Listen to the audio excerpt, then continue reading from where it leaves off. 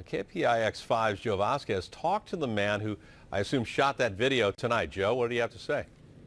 Hey, Ken, his name is James Wood, 33 years old. He says he was having a loud argument with his wife. What he didn't know is a neighbor called 911 for suspected domestic violence. Next thing he knows, after his wife and he had separated and they were cooling down, the cops showed up. There were 4 officers. He says they had their pistols pointed directly at him and his wife the whole time for several minutes until he turned on his cell phone. That's when they switched to tasers. You're going to come inside without a warrant? I asked several times, why are you going to take me to jail? What am I being accused of? And when they didn't answer, that's when I asked, do you have a search warrant? And that's when they said, no, we don't need one. And I was like, you're not getting in here. We had surrendered inside our house. We had surrendered. I was not going to surrender my door. Wood is an Army veteran. He just recently arrived home from a year-long tour in Afghanistan. This was the thought that was running through my head while I was scolding them for pointing weapons at unarmed civilians. I was like, if you guys want to point guns at people and kick in doors, I could talk to a recruiter and y'all be shipped away right quick. No, you have no right to be in here. They kick the door in and they grab your wife. You're yelling at them saying, that's my wife, that's my wife. You're assaulting her. You are assaulting her, officer. And then what we can't see is, are you doing anything else? Because they suddenly tase you right then. This is all I did. That was shooting video with your phone? Shooting video with my phone. And this is your military ID? My military ID. You have no right to be here!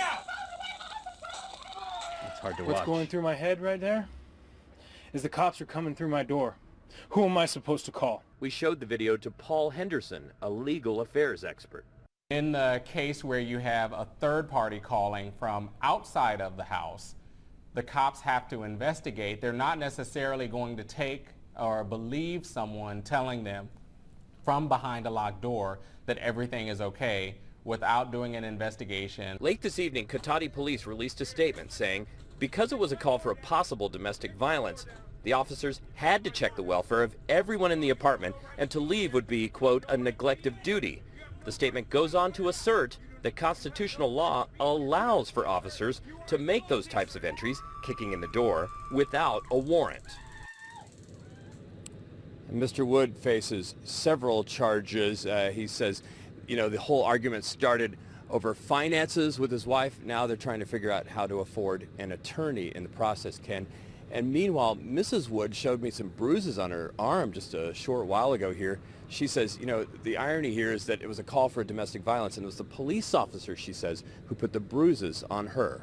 Yeah, it's an interesting case, Joe, because I think sometimes people get, you know, probable cause mixed up with search warrants. A search warrant is authorized by a judge. You come into a residence and you search for specific items. That's not what police were doing. This is probable cause. Neighbors are calling. There's an argument. There's a fight going on. And as Mr. Henderson pointed out, they have a right to enter your home if they think that somebody might be in danger. Right, but you know, just to put a button on it, though, what Mr. Wood says is they wouldn't tell them why the cops were there. They wouldn't say, and so they were just upset about it and refused to let them in. And it appears the situation got escalated.